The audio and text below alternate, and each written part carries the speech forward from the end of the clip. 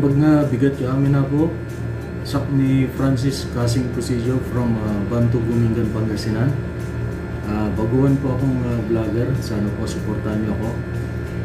Ako po ay isang Ilocano at isang OFW po dito sa Kingdom of Saudi Arabia.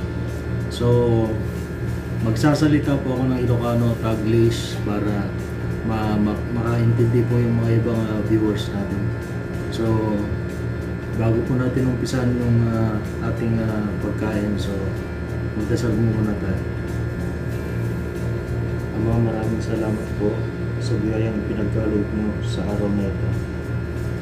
Meron pa akong inanda yung araw na to para sa unang mukbang na sarili ko.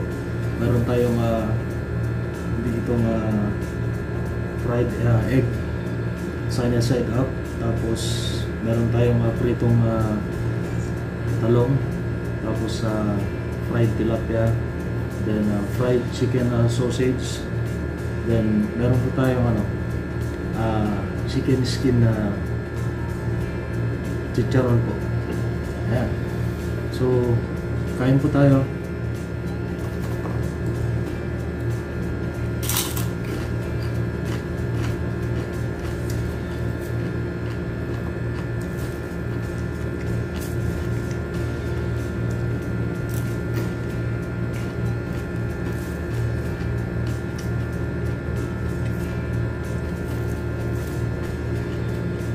Bali, baguhan lang po ako na YouTuber. Nag-start ako 2 weeks ago lang po. Bali, ano po, meron po tayong segment ng pagkain po, tapos cooking. Yung magluluto po ako ng mga iba't ibang mga dishes, Filipino o kaya yung mga foreign dishes po.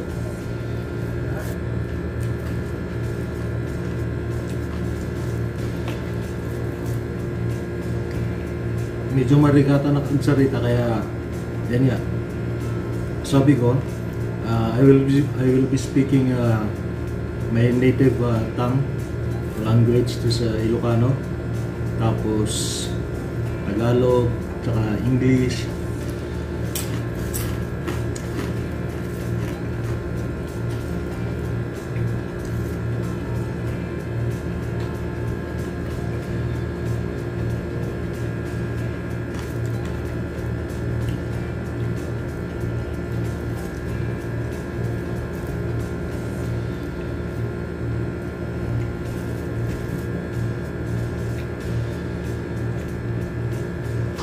Bali, mayroon pa akong dalawang version ng itong pagluto ng fried chicken skin. Ito po, ano lang, asin, paminta, garlic powder, tapos yun, prito na. Yung isa po, yung ginawa kong video na na-upload ko 2 days ago, ibang ano po yan, ibibigay ko po yung link. Okay, i-visit nyo na lang po yung channel ko kasi pito pa lang naman yung videos ko eh. So makikita nyo doon paano gumawa ng crispy chicken skin na ibang style.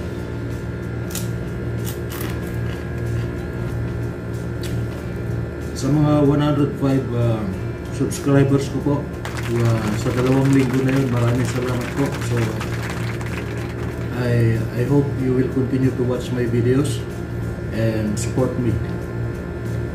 Thank you to all my friends from my company and from other countries and in Philippines.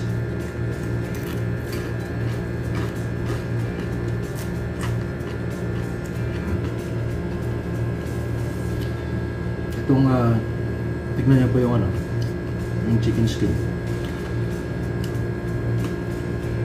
Hindi ko na po binibili ito eh.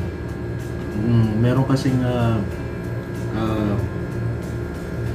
isang restaurant yan sa labas, tapos hinihingi ko siya, then ayan, kaya piniprito ko siya pagka walang maulam.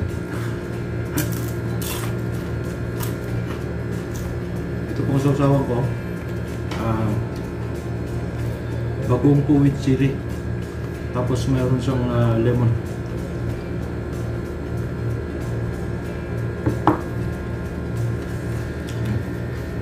Tinayan ko yung lutong.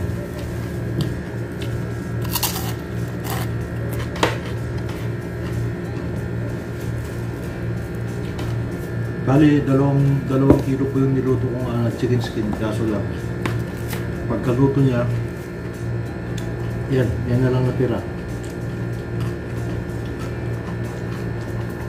So mayroon pa ako rito. Pwede siyang stock for kahit ilang araw. Hindi na siya kukunat. Basta ano lang, nakaselyo lang ng mabuti. Hindi siya nahanginan para ma-preserve yung crispiness niya. Ang laki po nung nabili kong tilapia.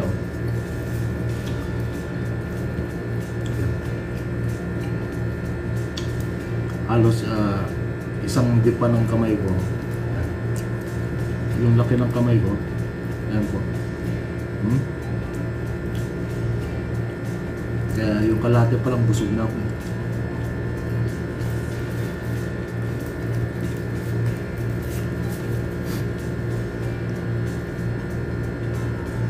Sa mga nag-subscribe po sa akin, sana patuloy nyo po akong panoorin.